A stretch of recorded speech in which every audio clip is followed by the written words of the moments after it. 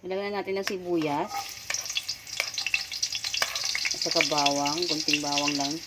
Kasi wala na kaming bawang. Yun na lang pala yun. At saka kamatis.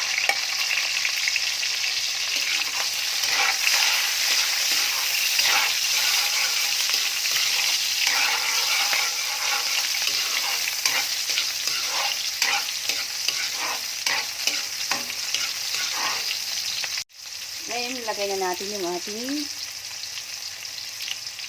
sahog. Ayan.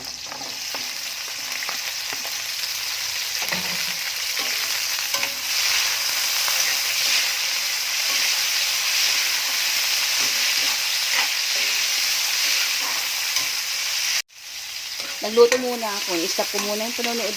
Pakikinig ko kay Kabanong. Ang ganda ng mga kwento ni Kabanong. Makinig kayo, guys. Maraming aral ang nakukuha mo doon. Kaya in-stop ko muna ang pakikinig at nagluto muna ako ng aming panghapunan. Ayan. Ayan, guys. Dahil luto na ang ating sahog. Karne ng manok. Ilalagay natin yung ating gulay. Ayan, guys. Oh.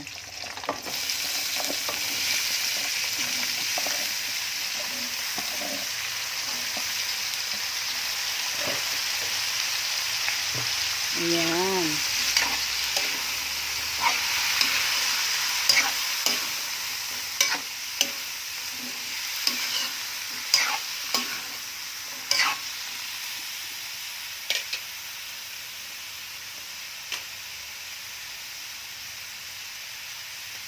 Lagyan natin ng paminta. Kaya lang hindi ito durog. Buo. Ayan na. At lalagyan din natin ng oyster sauce. Wala na masyadong laman. Unti na lang.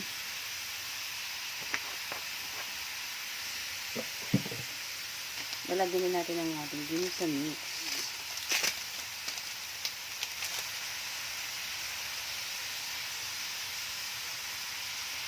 Tapos asin.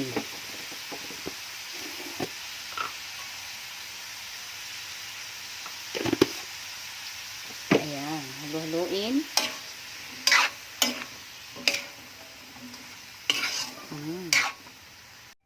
Ayan, guys. Ang ating gulay. Tatakpan natin yan para maluto. Ayan. Antayin natin maluto ang gulay. Ayan na, guys, ang ating ulam for today.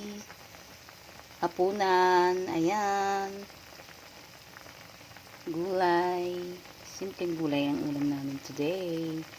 Ngayong hapunan. Salamat sa panonood.